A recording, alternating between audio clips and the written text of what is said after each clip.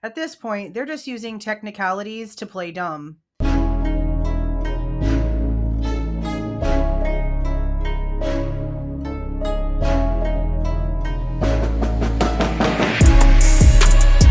Hey guys, this is Jules with True Crime Reactions. Disclaimer. Everything stated in this video is my opinion and my opinion only. And just like everything else in these cases we discuss here on this channel, everything is alleged. Okay, you guys know that I am trying to get footage or some sort of clarification on a statement that was made in Brett Payne's supplemental narrative whenever he interviewed Molly McMichael, the DoorDash driver. In this report, he references that he, in his brain, apparently knows, because he's writing it in this report, that there is something he has seen that has shown Molly pulling into the front parking area of 1122 King Road and dropping off the food. The way that it's worded makes it seem as if this is a camera angle that we have not seen, because the only one we have seen when it comes to Molly and anything regarding the DoorDash and that time frame is the 1112 camera, where we not only see her pulling in and then leaving later, but at some point we do also see her walking down the road. And according to this report, she's lost, has no idea which house she's supposed to go to, and that's why she's apparently walking in and out of view. She's looking for the delivery address, according to her. There would be no reason for Brett Payne to mention the car of Molly's pulling into the front parking area of 1122, or mentioning a white Hyundai Elantra or a Hyundai Elantra or a car, period, point blank, pulling in behind her. And then also reference how she never says that she saw this car doing so. Those are very specific details. So since we know that what he is placing in here is not in view of the 1112 camera, I asked Moscow Police Department if they could give me whichever surveillance footage is actually being referenced in this document. Now, if you guys missed my video yesterday about the first response to the request that I sent in, that one will be linked down in the description box. It looks like this, but for those of you who were there for that one, this is their response to when I sent them a copy of the supplement number 104 regarding the interview that was written by Brett Payne and reviewed by Sergeant Blaker. The response was this: a search of the videos you requested was conducted, and the videos you requested do not exist. The surveillance video mentioned in the supplemental report by Payne said, during the time McMichael was in the area of the King Road residence, the white Elantra can be seen via the 1112 King Road camera driving back and forth on Walenta Drive, and then enter the King Road / Queen Road loop at approximately 3:56. If this is a surveillance video you would like to have, please submit a new request seeking the 1112 King Road surveillance video footage. The footage has already been released and would be available at the city's duplication cost of $30. This is old news. Me and her had this discussion a few weeks ago.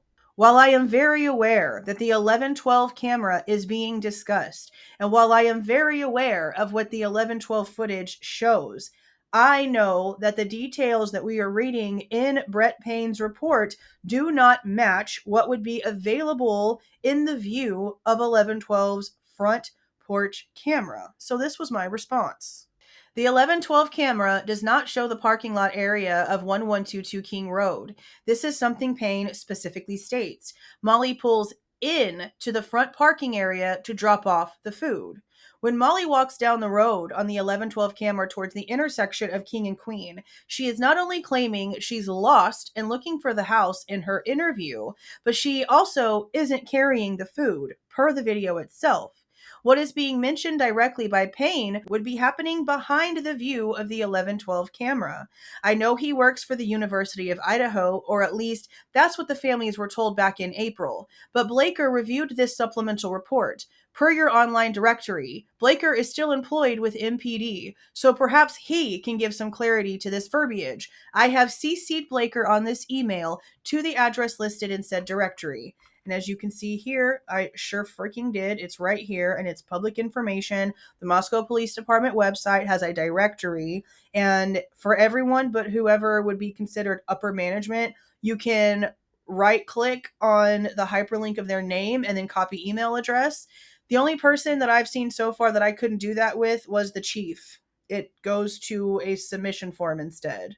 It goes on to say, again, I would agree with you if the front parking area of 1122 was not specifically mentioned, along with the specific action of Molly pulling into the front parking area, which also, again, is completely out of view of the 1112 camera. The house in the view of 1112's camera is 1119. I know that I'm nobody, but there is an unacceptable falsehood being stated in this report.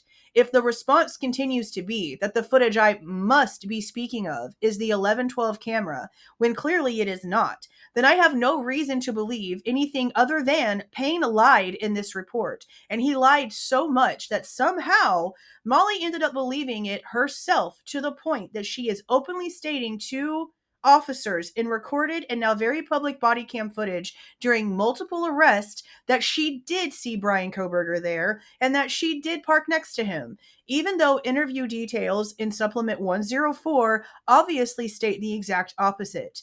Again, I appreciate your response and attention to this matter. I'm just trying to get to the actual facts, and I'm going off of the ex-lead investigator's own words here. That's all. I don't know what their response is going to be here because they've already told me that whatever I'm asking for doesn't exist. But I am not going to sit here and believe that whenever this is very direct and very specific verbiage. So there's either one of two things happening here, and this is just my opinion. Either way, they're playing stupid by a technicality, okay? Either Payne is actually lying and there is no footage, but he basically coerced Molly for some reason, Bill Thompson's buddy, he coerced her into believing this is so true, or somehow got her to agree to lie, the same way that they did Payne. Let's not forget what he was going to do with the IGG stuff on the stand. Or there actually is camera footage that faces the 1122 King Road house that shows the front parking area, and it doesn't show what they're trying to tell us that it shows, and they don't want us to know about it, and either way, it's still a lie. There is no way that this footage doesn't exist, and I go back to which camera was it that Olivia Goncalves came out very early on and stated that they watched the two girls, Maddie and Kaylee, get dropped off right at 156 by Eric Gower. You have pulled video seeing the Uber driver dropping them off. You've checked your phone records. You know with timestamps what time they got home. Yeah. It's not exactly what police are saying, right? Right. It's not 145. Kaylee and Maddie were picked up from their home at 1122 King around 10:15. It's about a 5-minute drive down. So they arrived to Corner Club around 10:20, which is different than what was released at 10. We know that Kaylee called for an Uber at 1:45. He arrived at 1:49, got in the car around 1:50. It's about a 5-6 minute drive. They arrived home at 1:56. In that same camera, they also apparently saw the girls not only go into the house, but then they also see them taking Murphy outside. Now, at the time that this story was told to us, again, almost 3 years ago, I don't know if Olivia and the family knew then that it was not Kaylee and Maddie. Because what we've learned is that it's actually Bethany and Maddie. And according to Bethany's recollection, they only went out the backslider with Murphy. She was only out there for maybe 10 seconds or so before she turned around and came back inside, grabbed some snacks, and then apparently went down to her room to watch TV.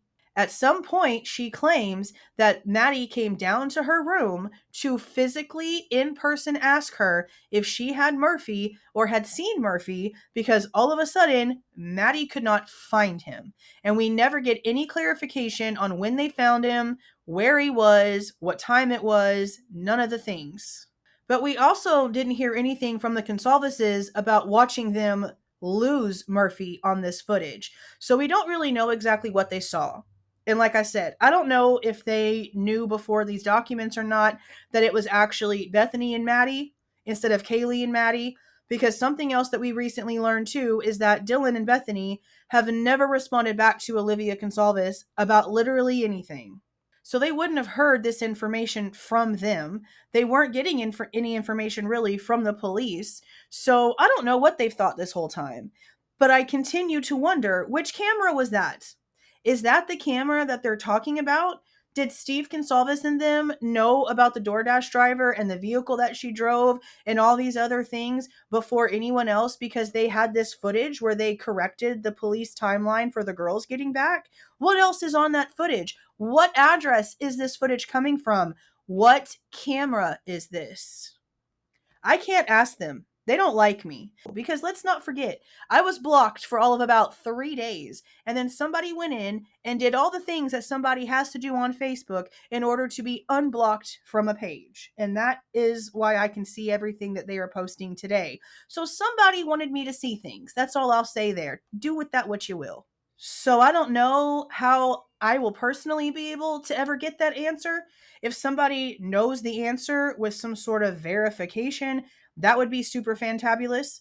All I know when it comes to referencing anything is that Brat Norton had a screenshot sent to her from Steve Goncalves, but it was only of the 1119 house, so it was from the 1112 camera and had the little pumpkins on it. He used it to tell her that the sounds that they heard in that camera that was closer to King Road were not really matching up with the Linda Lane stuff. And that's still something that we have to go over, because that loud SUV that comes in and the one that leaves on the Linda Lane stuff looks the same, but the time is way off. Something is definitely wrong there. But again, that's something that we still have to dig into. I want to know what you guys are thinking about this little conundrum so far down in the comments. And again, if anyone knows of any verified places where the Goncalveses have mentioned which camera it was that they actually saw all of these things happening on, if you could lead me in that direction, I will be forever grateful. But again, for now, let me know what you guys are thinking about all this crazy stuff down in the comments. If you like the way that I present this information and give my opinion, please don't forget to leave a like on the way out. Subscribe to the channel if you have not subscribed already. And please don't forget to make sure that that notification bell is set to all so you don't miss any of my rants, reviews, reactions, updates, or deep dives. See y'all.